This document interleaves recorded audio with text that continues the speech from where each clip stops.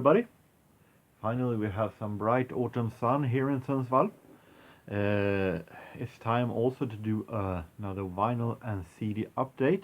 It was a while since I did it the last time, mostly because I feel right now that we have two places here in the city that actually have gotten in something worth of interest. The other thrift stores here in the city are having this mostly the same stuff that they always had, that aren't all that exciting actually. So it's a little so when it comes to findings right now when it comes to records. But I have something else also to show that I'm going to start with. I'm going to start in a little different way before I get to the records. I'm going to show something that I haven't been showing from what I know on this channel before, and that is jazz magazines. Here in Sweden during the 50s and the 60s and even before that, we have had two jazz magazines that were competing, and it was a magazine called Estrad and it was a magazine called Orkesterjournalen, the Orchestral Journal. And the other one, Orkesterjournalen, was the one that was going to survive the best for the future. Is with a little new name, it actually still exists today. But I managed actually to find magazines from both of these two, from different decades though, but still. Starting with Estrad, that I haven't been knowing that much about. I know, of course, more about Orkesterjournalen as it has survived until this day, and I have read it numerous times on the library. But it was really fun to find these. I put them in like this, and really fun to find it, these from the 50s.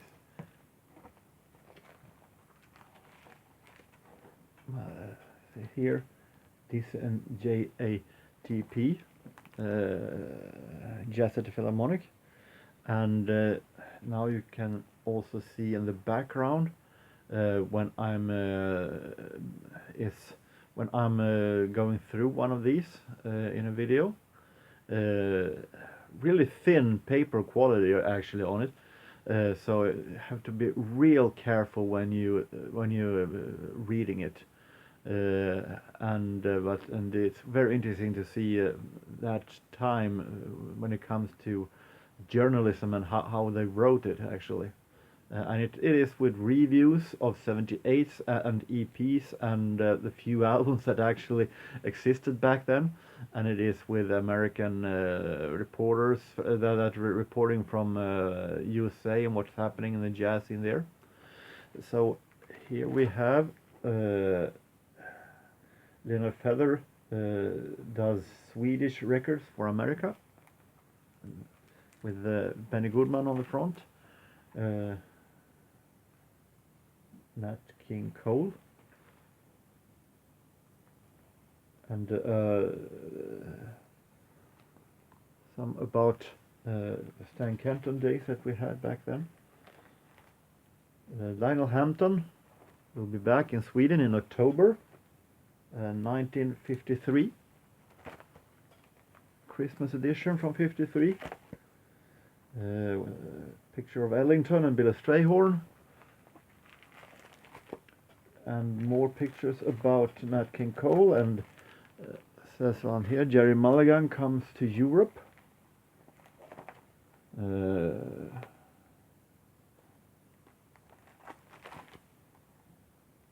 we have Sarah Vaughan, and this one is interesting. Charlie Parker gone after a suicide attempt. And this is from 1954, so it's 1 year before his death. And it was his project with strings that actually didn't go all that well, and he was depressed for that. And this is a Christmas edition 1954, so real careful with these one.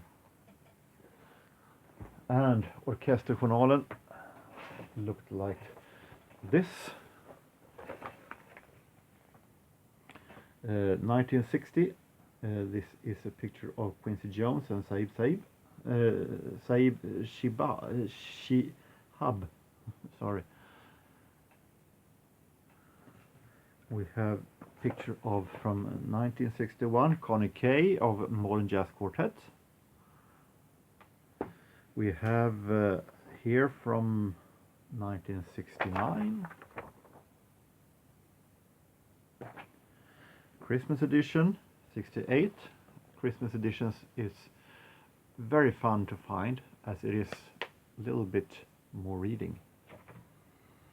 These costed $1 each, all of these. Ben Webb's, no, Coleman Hawkins on the front. Louis Armstrong, as a writing about how Louis Armstrong's death was handled in the Swedish media. 71. And one from 68. So, very, very interesting reading.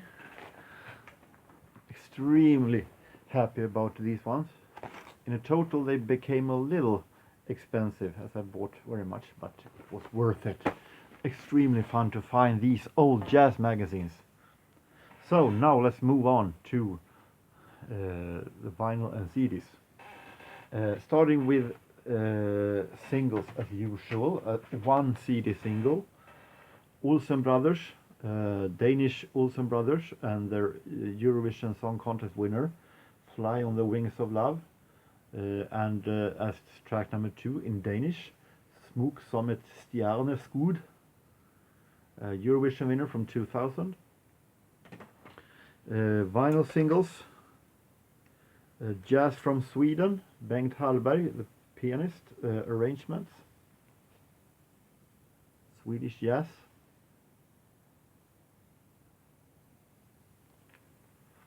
We have Dizzy Gillespie, Dizzy in Greece, School Days, Stablemates, Grooving for Nat, and Yesterdays. We're leaving jazz singles actually. Thelma Houston, Don't Leave Me This Way, from a really great album, Any Way You Like It. We have a single that I was really happy to find. This is one of these What Was They Thinking called classics. This is a Swedish version of Village People YMCA that in Swedish became RFSU, and RFSU is a Swedish Sexual Advisement Bureau organization, which is why it is a lot of condoms on the front and condoms as logos, and the lyrics is hilarious, bad. So really, this is a classic that I'm happy to have been able to find on single. Swedish blues singer Louise Hofstein with a classic that I remember from my gymnasium times, Slow Burn. Actually, this one is made in Memphis, Tennessee. Recorded anyway, with American producers. U2 with a very interesting single, Two Hearts Beat as One. And the interesting here is that this single was never released in Europe. At the time, Europe, it was really we had to sell with this is from War. So in USA they released this single, and in Europe they released Sunday Bloody Sunday. So I managed to find actually this for $1. Very satisfied with that. Rupert Hine from the magnificent Immunity album, Misplaced Love. Swedish singer Thomas Di Leva, or just Di Leva as he was called back then. Vem ska jag tro på? Who should I trust in? 80s Swedish classic. Swedish Eurovision, Swedish finals to Eurovision from 1992.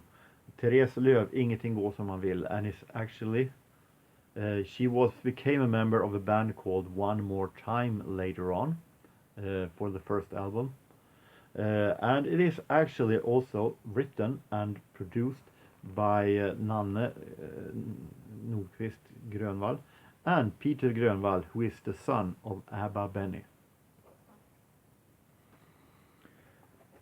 Deep Purple on 7-inch. How often do you find that? And for only $1. Call of the Wild, Deep Purple. From the House of the Blue Light album, 1987. And Bangles, Hazy Shade of Winter. That actually didn't have. I thought I had it, but it turned out that I didn't have. It's a good thing to have your database in lists in the telephone, so you can go through what you have. And we go to CDs first. I discovered that I had one more CD single, The Mission, from 1992, Never Again. And Swedish synth pop with the band Mobile Homes, early one from 1992 also, called Test. Dionne Warwick and an essential collection released on BMG. Felt like it would be fun to have a collection with Dionne Warwick. We have a Duke Ellington, one of his suites on CD, the Far East Suite, released on Bluebird RCA. And the Far East Suite is really, really great, with the exception that Far East is more like Asia, and this here is more from the Arab steppes. So maybe a little geography lesson for Duke Ellington, but really, really great suite, experimental, very unpredictable, and at the same time it sounds really, really nice jazz. So highly recommended Far East Suite by Duke Ellington. We have Lionel Hampton on Giants of Jazz, Small Combos. Don't have all that much with Lionel Hampton in smaller bands,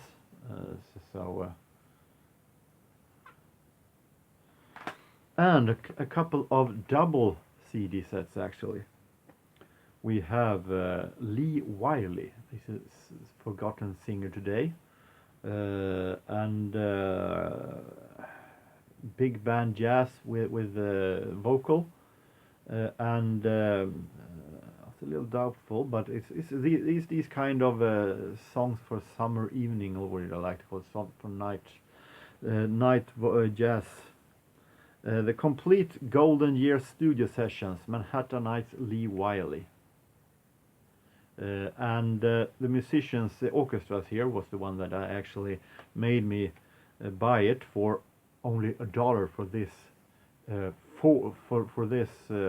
four CD sets, 4 CD box set for $1. Amazing. And the orchestras here was the ones that I actually realized that this might be good, because we have Benny Berrigan, we have the Dorseys, we have Goodman, we have Bud Freeman, we have Jack Teagarden, and we have Muggs Hispania. We have all these greats, and I listened to 2 CDs of it, and it is actually really relaxing to listen to, especially at the evenings. So really, really interesting. Here we have the musical Chess, as many of you might know. Abba, Björn and Benny wrote it, and Chess was years later released as a concert version here in Sweden. So this is Chess in Concert, and this is actually only Swedish singers: Karin Glenmark, Tommy Körberg, Anders Glenmark, and so on. But the songs are still the same. Great symphony orchestra, so it was fun to find for $1. So now vinyl full length, starting with Pointer Sisters Energy. Listen to quick peeks, and it sounds actually a lot better this also than I might expect. So I come to realize that maybe Pointer Sisters were at the absolute best in the 70s, and that their 80s are mostly Newton Dance or Jeremy.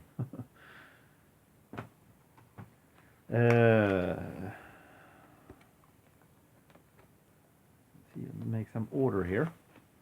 We have Al Giro, this time from 1980, produced by Jay Graydon, who is one of my favorite producers from this era, because when he produces, it is really relaxing, soft jazz, soul, pop. So it's going to be very, very interesting, and with Al Giro also. So this one I have nothing but high hopes for. We have a Commodores, a self-titled from 1977, consisting Easy is the most famous song on this one. This is actually a really good album that has different moods, different directions, but it still sounds very funky in every way. So it's actually a highly recommended album. Player and Danger Zone. A joke. Player record on my record player. A Danger Zone from 1970. It's irritating when I can't write down when it's from. 1978. I only have one played record since before, so time to get some more. And now it is jazz left. I'm no huge fan of Fats Waller. I said that before, but I have bought some with him playing the organ, because those are very interesting. But I also want to have Fats Waller playing solo piano. This is very close to that. He plays solo in some, but also he does his mumbling, comic singing also. But with no orchestra, no bass and drum in the background. He does have some help with Rudy Powell on clarinet and the saxophone in a couple of tracks, but mostly it is Fats Waller on his own at the piano. And he more or less is being let loose here, because it's almost like a radio show in the studio, which he announces the songs himself, and it is actually a really, really entertaining album and entertaining music, even though I'm a little bit fed up with this joking around, and I want more jazz and less entertainment when it comes to Fats Waller. It's not complete just jazz, but it's close enough, and it's actually pretty much entertaining and one of the better Fats Waller albums that I have. Released on a very, very strange label that I never heard of actually. We have two double albums. One, this has to be a library copy, it looks like it, but it was really fine looking. Double album set with Roy Eldridge, called Early Years, and Early Years here is late 30s, early 40s. Record 1 is extremely good, with some really nice small band swing. and side 2 is a big band that he led only, but it also really great. So this, but side 1 is actually phenomenal, Phen- yeah, phenomenal, and highly recommended double album set on Contemporary Series Masters, CBS. Imagine that big labels actually can do some really great jazz album also, without only having the most overplayed jazz songs. Years ago I managed to buy, and actually showed it not too long ago in my jazz series. When I show my jazz records, I showed this, the orchestra and the octet, Count Basie. A really great double LP set, and I now managed to find another album in the same series, Count Basie, the Count and the President. And this is almost like the same with Roy Eldridge. Album 1 is extremely good with some small band swing, and the side 2 is also really good, but side 1 is so amazing that is almost is a little bit better. But both albums is really great. So this is a highly recommended album if you want Count Basie. So it's fun to find two from the same series, Jazzotech. So that was the findings during this time. I have no idea what the future brings when it comes to record findings. Let's watch and see how much it shows up. So I'm going to of course continue with some more jazz albums, and little this and little that. So until next time, take care, no matter where you are, no matter what you do. So long.